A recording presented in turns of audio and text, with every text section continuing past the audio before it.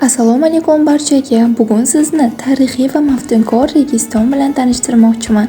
Siz Registon haqida hamma narsani bilaman deb o'ylaysizmi? Unda bu video aynan siz uchun. Registon bu nafaqat Samarqandning yuragi, balki butun Markaziy Osiyo me'morchiligining durdonasi hisoblanadi. Bugun biz uning tarixiga nazar tashlaymiz. Asrlar davomida sayyohlarni hayratga solgan, shoirlarga ilhom bergan va hukmdorlarni lol qoldirgan joy Registondir. Uning sirlarini bilishni xohlaysizmi? Unda videoni oxirigacha ko'ring. Samarqandga kelib, Registonga tashrif buyurmaslik Parijga borib Eyfel minorasini ko'rmaslik bilan barobar. Bugun biz bu tarixiy maskanga sayohat qilamiz. Registon Samarqandning yuragi, tarixiy me'moriy majmua bo'lib, 3 ta ulug'vor madrasadan iboratdir. Ular Ulug'bek, Sherdor hamda Tillaqori madrasalaridir. Ulug'bek madrasasi 1417 va 1420-yil oralig'ida Amir Temurning nabirasi Ulug'bek tomonidan qurilgan. Ulug'bek nafaqat hukmdor, balki buyuk astronom ham edi.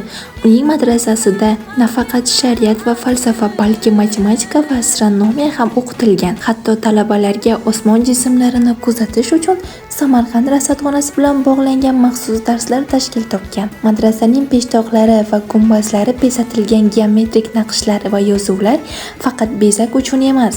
Ularda matematik formulalar va astronomik hisob-kitoblar yashiringan. Misol uchun, ayrim naqshlarda 12 raqami bor. Bu esa yilning 12 oyini anglatadi. Ilmga bo'lgan muhabbati sabab Ulug'bek dushmanlari tomonidan jiddiy hukmdor emas deb hisoblangan. Hatto o'g'li unga qarshi chiqib, uni taxtdan ag'darishga harakat qilgan. Ammo uning madrasasi va ilmlari asrlar davomida yashab kelmoqda.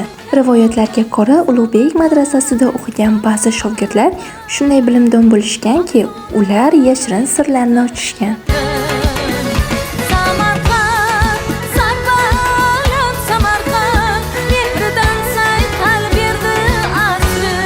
Tillaqori madrasasi 1646-1660 yillarda Yalangdo'sh Bahodir tomonidan qurilgan bo'lib, madrasa va masjid vazifasini bajargan. Ichki qismi oltin bilan bezatilgan.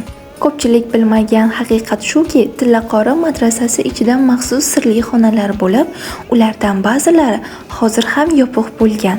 Ayrim tadqiqotchilar bu xonalarda qadimiy qo'lyozmalar yoki yashirin xazinalar saqlangan deb taxmin qilishdi.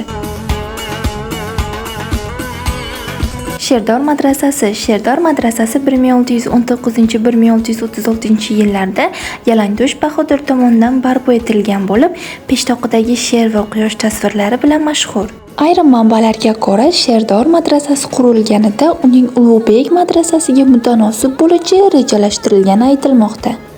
Registon haqidagi sayohatimiz shu yerda yakun topdi, ammo oldinda yana ko'plab qiziqarli joylar bor. Kanalga obuna bo'ling, fikrlaringizni qoldiring va keyingi videolarni o'tkazib yubormang. Ko'rishguncha xayr.